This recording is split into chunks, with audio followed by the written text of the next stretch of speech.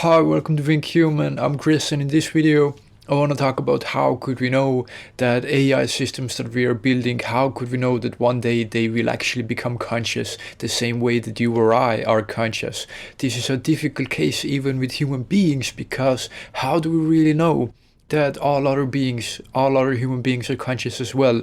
What we do in our everyday life is kind of like look at other people, they kind of move like us, they kind of talk like us, so we give everyone the benefit of the doubt. You're kind of like me, so you must have similar conscious experience to what I'm having as well. But could we do the same thing with machines? There are two interesting thought experiments to help think about this a little bit. One of these would be the Turing test, and the Turing test is really simple. Essentially, you have one human being, and this human being is communicating with two other agents and communicating only through chat, so the human doesn't see who they're talking with. One of these agents that the human is talking with is a computer program, an AI, and the other that the human is talking to is another actual human being. So when they're talking with this text, sending messages to each other, when this human being cannot tell the difference between the machine and the actual human, then we could say that the machine, the AI, has passed the Turing test. One example of this would be a recent article that was a chatbot emulating a 12-year-old boy. So the conversation went something like, the human asked, "Hey, how are you? How old are you?" And the kid was like, "Hey, I'm fine, I'm 12 years old. What do you like to do?" "I like to play football."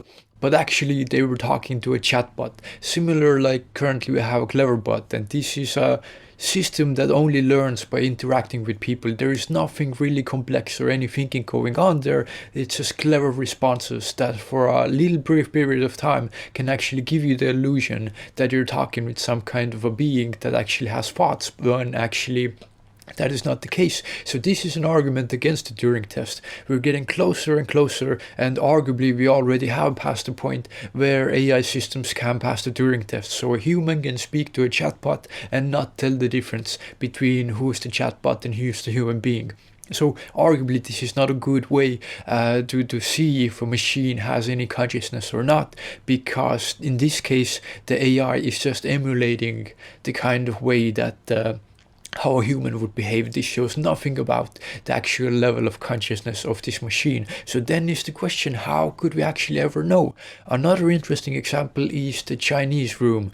And in here you have some kind of person, and you put English text into this kind of box, into this room, and out of this room comes a perfect translation in Chinese. So English goes in, English text, and out goes perfect translation in Chinese. Now what happens is that inside this room there is actually a person who only understands English, and it takes your words, your English sentence, whatever you write there, word by word, phrase by phrase, exactly perfectly translates it. It has some gigantic dictionary, access to all the translation tools, and it outputs a perfect translation in Chinese. Now, does the person in this Chinese room know Chinese? No.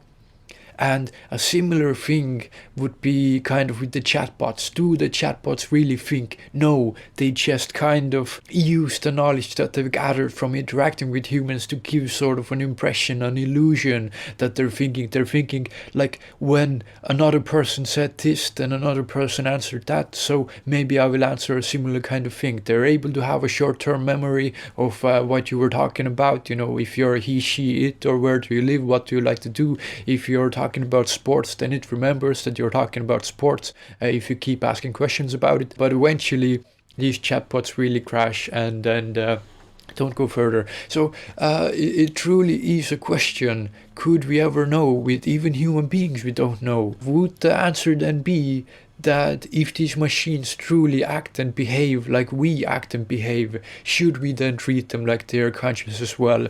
Because this is the same that we do with people. Or will there be other people that will argue that like this is just a simulation, this is just an emulation of human behavior, there is nothing going on inside, so we shouldn't care about the feeling or give them any respect or rights? Some proposed ideas would be to actually make an AI who could think of a kind of a test, a system to test if something is truly conscious. But The problem with this is that all these tests can be fake. You can imagine a really intelligent AI system talking to you and you ask it, are you conscious? Do you really feel something? Like, is it something to be like you in this world? Like, do you feel something? And the AI will say to you, yes, of course, I feel my surroundings, I have these thoughts, it's so weird to be alive, it's a strange experience.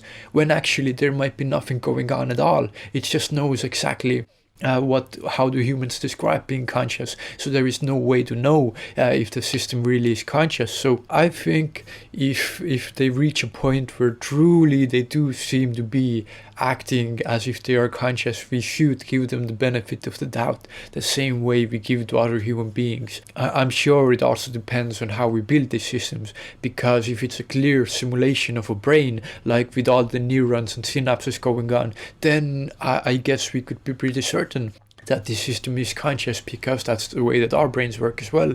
If it's something else, it's more difficult to know. An interesting thought about this is that we could, if we have this simulation of the brain, of the human brain, you don't need to do it on a computer. Let's say you do all the calculations on pen and paper. You write down all the calculations of the synapses.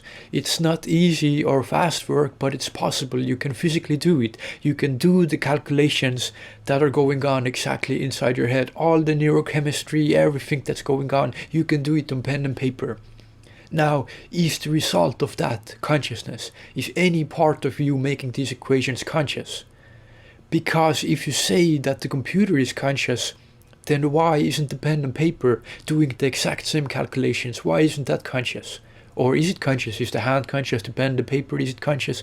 Then because this is kind of absurd to say, so then is the computer not conscious? Because it could never be, by this analogy, if that makes absolutely any sense what I'm trying to say. So I think there might be an argument to be made, but at least what I would think of would be that it's also the compression of the information processing. So if you spread it out over such a vast amount of time, then there can't be no consciousness. Maybe consciousness is just really dense information processing that must be going on quickly, so you could never do it on pen and paper. It would just be too slow.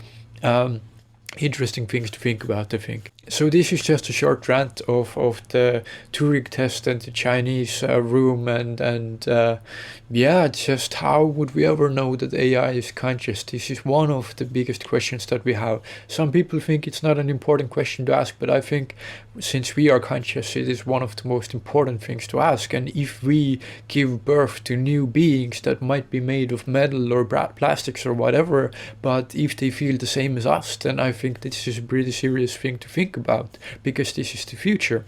So I hope you got some thoughts from this. If you have any thoughts about this, please share them in the comments. I would be really interested to hear what you would think about consciousness and machines. So thank you so much for watching, and take care.